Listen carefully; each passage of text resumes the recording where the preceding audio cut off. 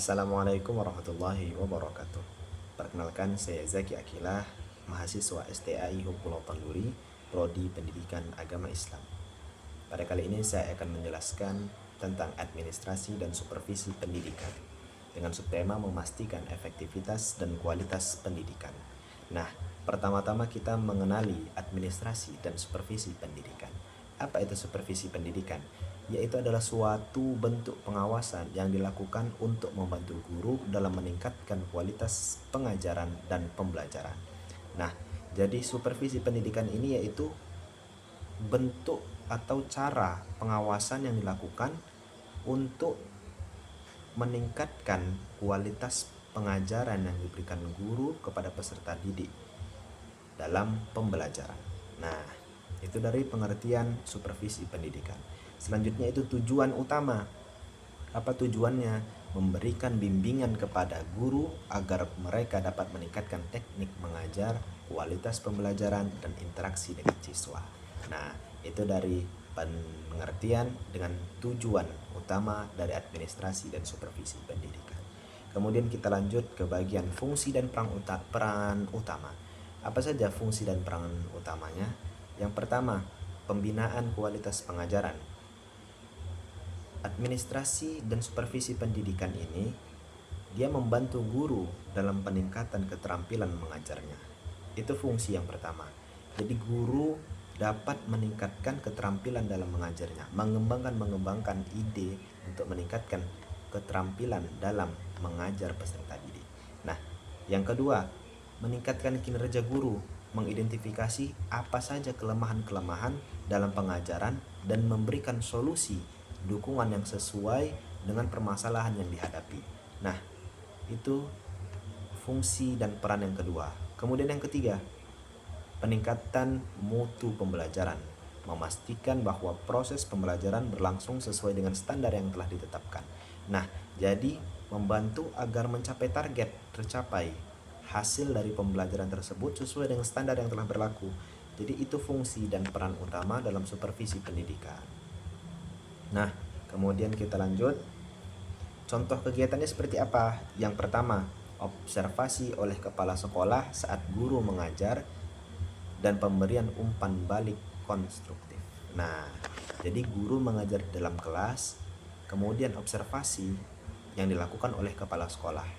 Jadi kepala sekolah memasuki kelas dan melihat bagaimana cara guru mengajar dan memberikan umpan balik konstruktif antara kepala sekolah dengan guru tersebut. Kemudian pengawasan dan bimbingan oleh pengawasan pendidikan. Nah, pengawas pendidikan bisa juga mengawas dengan mendatangi sekolah-sekolah, masuk ke dalam sekolah untuk melihat bagaimana cara mengajar dalam pembelajaran yang dilakukan oleh guru kepada siswa. Kemudian penyelenggaraan pelatihan atau workshop bagi guru dilakukan seperti pelatihan atau webinar atau workshop yang dilakukan oleh pengawas pendidik untuk melatih guru-guru dalam memberikan pembelajaran kepada siswa. Nah, itu bisa mengadakan pertemuan, bisa mengadakan Zoom atau berkumpul sesuai jadwal yang diberikan.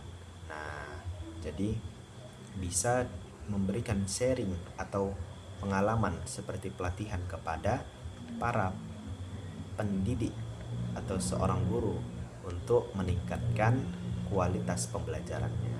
Nah, kemudian selanjutnya, apa sih hubungan keterkaitannya? Administrasi itu menyediakan struktur seperti jadwal, dana, dan sumber daya manusia agar pendidikan bisa berjalan lancar. Kemudian supervisi memastikan kualitas dari struktur yang telah ada yang dibuat administrasi dapat terlaksana dengan baik. Nah, jadi keduanya saling melengkapi. Administrasi dia menyediakan, supervisi untuk memastikan kualitas dari administrasi itu terlaksana dengan baik. Nah, jadi saling berkaitan untuk menciptakan lingkungan pendidikan yang kondusif dan berkualitas. Jadi administrasi menyediakan, supervisi dia memastikan kualitas dari administrasi itu dibuat agar lebih baik lagi dan kondusif dan berkualitas tentunya bagi pendidikan. Nah, selanjutnya, apa saja tantangan yang dilakukan yang dihadapi oleh administrasi dan supervisi pendidikan? Yang pertama, tantangan dari administrasi, keterbatasan sumber daya, sulitnya mengelola, anggaran yang ketat, dan atau minimnya fasilitas yang memadai. Nah, administrasi ini mengalami tantangan seperti sulitnya fasilitas yang memadai, anggarannya yang sedikit. Nah, ini sulit untuk memberikan fasilitas-fasilitas yang terbaik bagi sekolah. Dari itu tadi, anggaran yang sedikit, yang sulit untuk membangun sekolah dengan fasilitas-fasilitas yang terbaik. Kemudian tantangan yang kedua, birokrasi dan red tape. Apa itu? Prosedur yang terlalu panjang dan berlipat dalam pengambilan keputusan atau pengadaan barang. Nah, jadi ketika sekolah meminta mengajukan beberapa barang, mengajukan beberapa fasilitas, itu prosedurnya terlalu ribet untuk mengambil keputusan atau pengadaan barang agar disediakan, agar keluar dana tersebut. Itu sebagai tantangan yang kedua. Nah, tantangan selanjutnya apa? Resistensi perubahan, kesulitan dalam menerapkan sistem administrasi baru karena penolakan dari staf atau guru lama.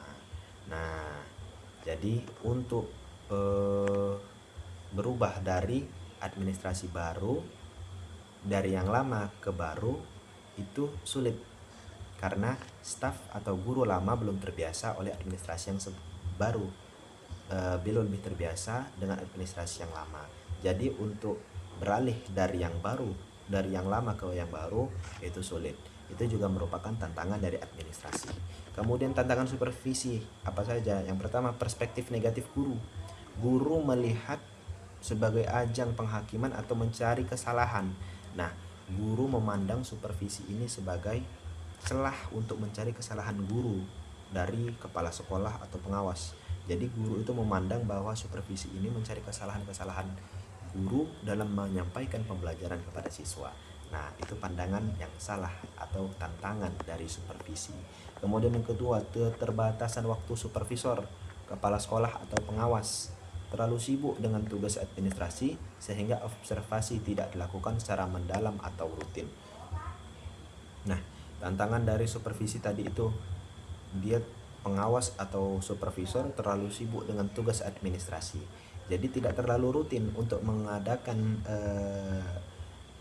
supervisi yang rutin kepada guru-guru dalam mengajar dalam kelas. Kemudian kekurangan keterampilan dalam supervisor atau skill yang dimiliki oleh supervisor untuk pengetahuan dalam mengajar itu kurang relevan atau kurang baik. Jadi skill supervisi untuk mensupervisi seorang guru itu kurang memadai. Nah, itu juga merupakan suatu tantangan dari supervisi. Nah, bagaimana solusinya? Solusi yang pertama administratif, yaitu digitalisasi data, yaitu menggunakan sistem online untuk pengelolaan data siswa, kehadiran guru, dan pelaporan anggaran. Nah, jadi semuanya sekarang serba online, serba digital, yaitu termasuk dengan data siswa, kehadiran guru, pelaporan anggaran. Itu sekarang coba kita beralih dengan digital. Nah, itu solusi yang pertama. Kemudian solusi kedua, pengambilan keputusan, memberikan kewenangan lebih kepada tingkat unit atau divisi sekolah. Misalnya, ketua mata pelajaran untuk keputusan non-strategis. Nah, ada pula solusi supervisi. Bagaimana? Yang pertama, pendekatan kolaboratif, yaitu mengubah fokus supervisi dan evaluasi menjadi pembinaan dan pendampingan yang berbasis kepercayaan. Kemudian, peer observation, mendorong guru untuk saling mengobservasi dan memberikan umpan balik konstruktif satu sama lain. Jadi guru antara guru yang lain itu saling memberi umpan atau saling mendorong untuk mengobservasi satu sama lain, saling belajar antara guru satu dengan guru yang lainnya. Kemudian yang terakhir, pelatihan berkelanjutan untuk supervisor. Jadi walaupun supervisor untuk memsupervisi seorang guru, supervisor juga butuh untuk pelatihan agar dia bisa menjadi supervisor. Ya, memastikan kepala sekolah dan pengawas mendapatkan pelatihan teknik, cara mengajar, dan coaching yang baru.